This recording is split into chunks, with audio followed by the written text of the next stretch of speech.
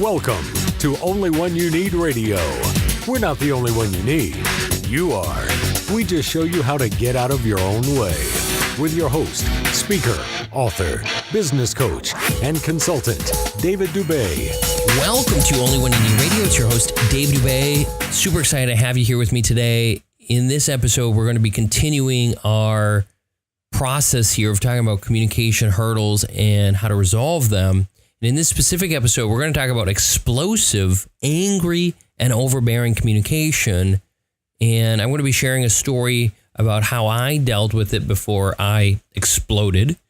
And I'm also going to share with you, the subconscious reasons behind it, and then also what else you can do when it's not you, when it's someone else who's having this form of communication, and how you can resolve that situation. The reasoning for it is tension. And this leads back to earlier episodes. So if you haven't already listened to the earlier episodes, this really starts at episode 50. I would go back and listen to all the episodes really, but episode 50 and talking about the process, the 5 reasons why we communicate. When we aren't validated and we are diminished in conversation by other people, diminished because someone doesn't think you're important, doesn't think whether it's you or your message isn't important, they think they're better than you, right? There's numerous ways or reasonings for people to not validate you, who you are, what you stand for, and all those things. There's numerous reasons. And based upon those reasonings, those essentially is going to be what's pulling you or what's creating that tension. So when I say pulling you, I mean creating tension from where you are to where you want to be. Someone's pulling the tension the other way. So you're not going in the direction you want to go. You're actually going backwards. And so they're pulling on you in that aspect. And it feels like there's a control there. There's this negative vibe that's constantly present. It's not necessarily there physically, but you can just, you know the presence of it when you're around it, when someone thinks or they have this air about them that's better than you.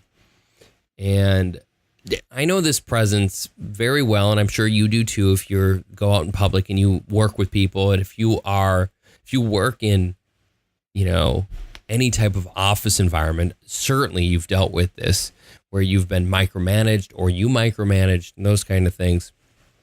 And there's power struggles where someone feels that they're deserving of something, and even though you're not a part of that, they still effectively put you under the umbrella that you are. And so they're going to treat you like that anyway. And it's just this negative atmosphere, this negative feeling that permeates. And it sucks. It's not a good place to be at all.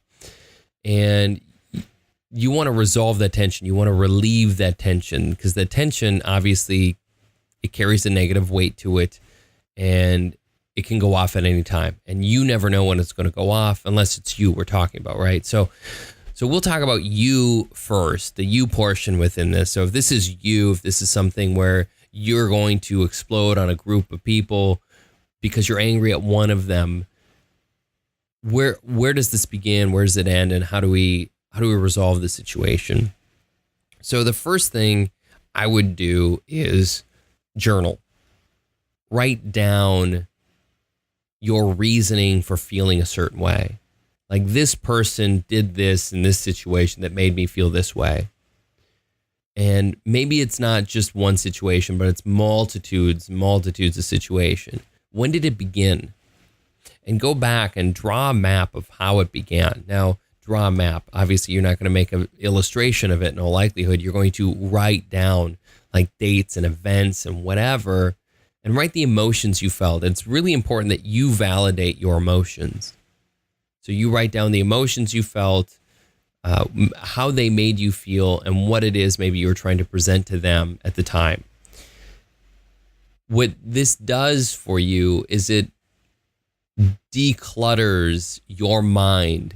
So when it comes to the boiling point or the snapping point of that pulling, because the tension has to be released somewhere. And in all likelihood, if this tension's been going on for a long time, other people have felt it in your life, and you may not even realize that you're taking out on them, but it's going to happen. It's going to come out of you somewhere, somehow, with someone. And so if it's not being pushed towards the person that it's coming from, it's being pushed towards other people. And when you write all this down, you can begin to declutter your mind of it and release some of that tension that's inside of you.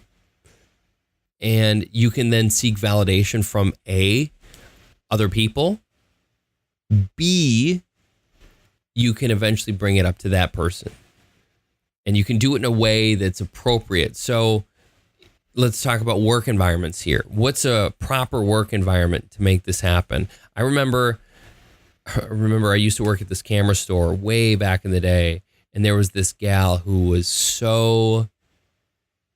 Now, I don't know necessarily if she was jealous, but let me tell you, it felt like she was.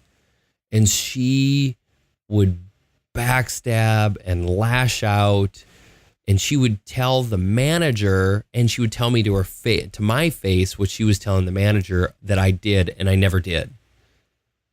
I never did any of it. But here she was spreading lies about me. And so what I did is I took the regional manager and I called her up and I had her come in and I said, here's what's going on and I want to clear the air right now. And so I told her the situation from my point of view. And then I said, and what I want to do is I want to make it absolutely clear that I'm being totally truthful and honest here. And so I'm going to bring in the other party who's saying these things about me, because she's going to tell you exactly what I told you that she said I did, that I have never done. And I said, we can interview every other employee around and they'll tell you that I've never said or done any of those things, but she's saying that I'm doing these things. And so bring her in and have her clear as day tell those same things. And the interesting thing about it was she was making more of them up while we were there. I mean, interesting thing. It's not like, it's obviously something that someone with zero integrity and a lot of angst and pain inside of them would do. And so she was making more things up during that. And it was crazy to me that she would even consider doing any of that. And it baffled me. Like, why? What are you doing? What is this solving for you? Like, I wasn't her manager. I was in a different department from her. Like, oh, it was so frustrating. It was awful. And the interesting thing is, like, up until this point, I've never even gone back and thought of that event. Literally mid casting right here, I'm thinking about it. And it's crazy to me that someone would do that. So I had to clear the air, and I cleared the air in front of a third party. And I did that because it's the only way to feel safe. If I was in a room with her, I wouldn't feel safe. I could never be in a room with her alone because of what she was saying and doing. And it is like I was her prey to be used however she saw fit to get her way. For what? I don't know. Because once again, I didn't feel like I was in direct competition with her for anything at all. So I have no idea why her sights were on me. So that's a way to deal with it. You bring in someone who's a manager or someone above you to share the totality of what you know of the situation, and then bring the other person in. So then there's now a third party partisan to the entire conversation. And I've used that multiple times in conflict in the workplace. So always bringing in a third party to be partisan to it, so one person can't say the other person did or said this. And it makes me feel comfortable, and you do that so hopefully they also feel comfortable as well, so then you can resolve whatever it is and bury the hatchet. So the situation I just shared with you, I don't recall her ever changing from that. Like, literally, I told my manager, I will not, if I can help it, don't schedule me with this person. If we overlap several hours, that's fine, but I will never be in a room with this person alone. If I am, I'm going to walk straight out of that room because of how scary, disgusting this person tries to make things be. And because I felt gross. It feels gross, especially when you're being accused of stuff you would never, ever do. So yeah, there's like this integrity thing that goes along with that. When someone's going to do that, you have to find ways in order to remove that spring. So I remove the tension by bringing in a manager to the situation, making them aware of it before the other person could ever make them aware of it, which should hopefully tell that manager or that person that you have integrity, that you believe in the reasoning, that you're standing on solid ground, that there should be no question. They should never question you and your integrity. And that was the premise of me doing it, is like, I don't want to be questioned. That's ridiculous. This is stupidity. And so to remove my tension from me destroying her as a human being, I had to do that. Right? Because effectively, where would it have gotten me if I destroyed her as a person? Nowhere. I would have been probably in some kind of ruins. Like I would have been fired. Right? So when I mean destroyed, I don't mean like I would physically hurt the person. I mean like destroyed them in front of people in public by yelling at her and just becoming that grenade that I, talked about. So now getting back to this, what are other ways to go about this? So for you, it's, writing down things, writing down situations. In my case, like bringing in a manager to share all that information before it happened. But sometimes when you're on the receiving end or you're a part of the receiving end, there's no way for you to do that, right? You can't ever be prepared for it. It just ends up happening. And the person explodes, and then literally they just own every part or every aspect of the conversation, and they're destroying someone typically in doing that. And when they're destroying someone, sometimes the reasoning for it isn't there because the event happened so far, so long ago that the lines that lead to that event, the origination of it, are very skewed or blurred at this point in time, that getting to that, the resolution of it is going to be difficult. And so obviously one of the first things you want to do is calm them down. You want to separate them from a group because you don't want them hurting other people. Now, if it's a one-on-one basis and it's going on, well, then in all likelihood, it is directed towards you. And if it's not, find out where it's directed and why, as to what we got to earlier. And then, so calm them down. First, one of the first things I like to do is just, once you get them calm or stopped, have them breathe deeply. And the best way to get them to breathe deeply is for you to do it too. So if you start breathing deeply, just like, you take deep breaths, do a couple times. And then if they haven't already started to take deep breaths, just say deep breaths. And put your hand kind of out with your eyes like open, like eyebrows up, be like deep breaths. Usually there's a subconscious trigger to that. It's like, okay, I should do that too. And then start talking about it.